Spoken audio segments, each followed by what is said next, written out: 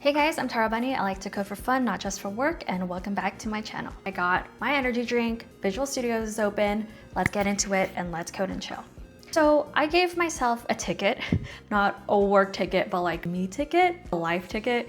And the ask was build a Pomodoro timer, but it actually has to feel like something tar0bunny, not just some boring countdown box, something with a little personality sprinkled in it, you know? I didn't fully know what that meant when I wrote it. And if you've ever gotten a vague ask at work, you already know what I'm talking about. So today I wanna walk you through exactly how this ticket went from start to finish, the constraints I gave myself, every version that it went through, and the little decisions along the way that ended up mattering way more than I expected. Also, this is actually the first episode of tar0bunny Builds where I show you a little project that I've been working on from start to finish, so no pressure, but we're kicking off the whole series with this one. Grab your drink, get cozy, and let's get into it.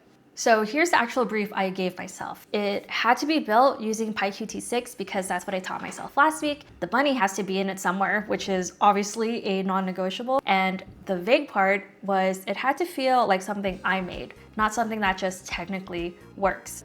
That's basically the whole ticket. I kept it loose on purpose because I genuinely wanted to see where it would take me instead of over planning every detail before I even opened up VS Code. Pomodoro wasn't some trendy productivity thing that I've just discovered. I've actually been unknowingly using it my whole life. Like when I was in school, I would study for an hour and take a break for 10 minutes and then go again. I just had no idea that there was an actual name for it until like a couple months ago. And a quick aside on why PyQt6 specifically is because it's a desktop app framework. So it isn't running in a browser tab. It's actually a little app sitting on my computer like any other program. And I like that it forces you to think about layout and states in a really direct way. And there's no hiding behind a browser that does have to work for you. Okay, the easiest way I can explain this whole thing is like a Pokemon evolution line because clearly I love Pokemon. So version 1 is your little starter. There's not much going on, just a little dude, but it works and it's yours. Version 2 is the first evolution, so it's got a little bigger, some shapes, some color, and you can tell that it's becoming something. And version 3 is the fully evolved form, like Charizard. That's the one that actually looks like it belongs to me and channel and brand. So let's go through all three because I think the order I did things in matters just as much as the final result. Version 1, she's not doing much visually, and that's on purpose. The only job this version had was proving that the timer logic actually worked before I let myself think about a single pixel of it. The whole engine is basically one little function. Every second it just asks itself, is there still time left? If yes, count down by 1. If we hit 0, flip the mode, focus turns into break, break turns into focus, and it just keeps looping like that forever. Very chill. Ticket status at this point, fully resolved. Not closed, not even closed. I mean, just like, look at it. But once it actually worked, the ask in my head changed. It stopped being, does this run? And became, does this look like me yet?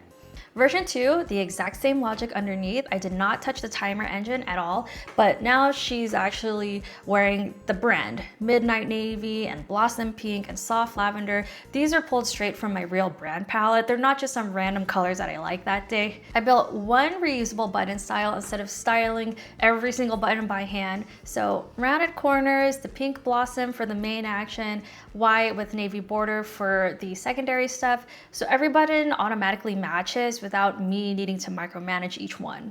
And the clock itself lives inside this cute little white card now instead of just floating on a flat gray background.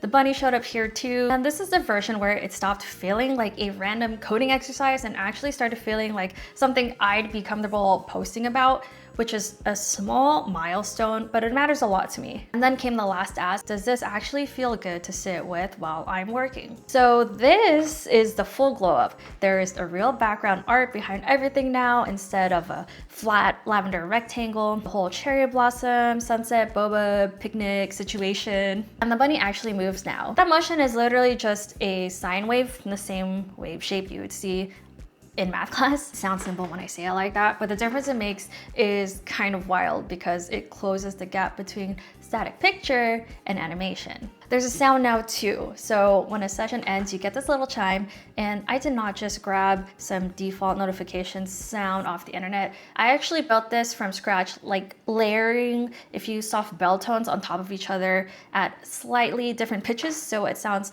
less like a phone charm and more like an actual little ding you want to hear 40 times a day.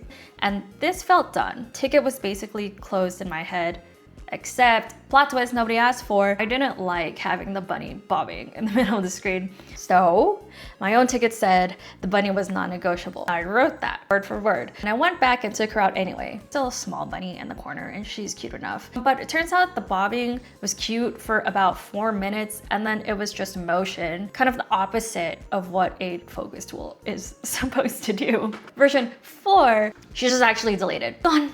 There's nothing left bobbing, so there's nothing left quietly eating my attention every 16 milliseconds. And with all that space back, I moved the clock card so it actually sits centered in the window instead of kind of like tucked underneath where it used to be. And now the ticket is closed. Even my own non-negotiable wasn't. Looking back at all 4 versions side by side, I don't think I'd want to skip straight to the end, even if I could.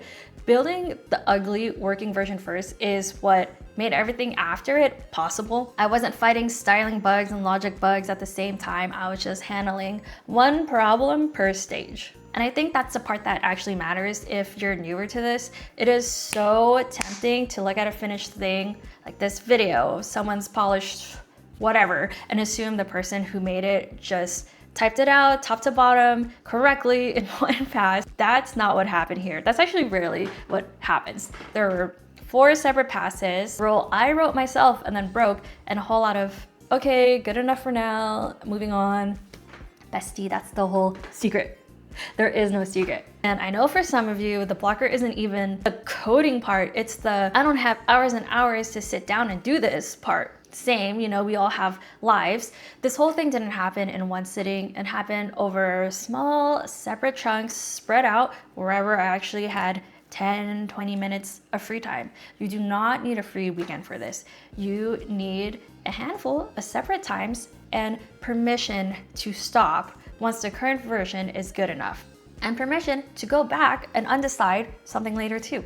And if you're sitting there thinking, okay, but I want to build my own little something before jumping into a full app like this, I got you. I got a totally free beginner project, the Code and Chill bundle. There's 0 setup required, and it walks you through exactly what to do when you get stuck too. The link is down below, so go ahead and grab it. As a ticket, start to finish, messy middle and all, it does not have to work perfectly the first time. It just has to work the first time. If you liked hanging out for this one, please consider subscribing. I'm dropping more of these in the future weeks, tries, builds, all of it. And I'll see you in the next one. Stay curious.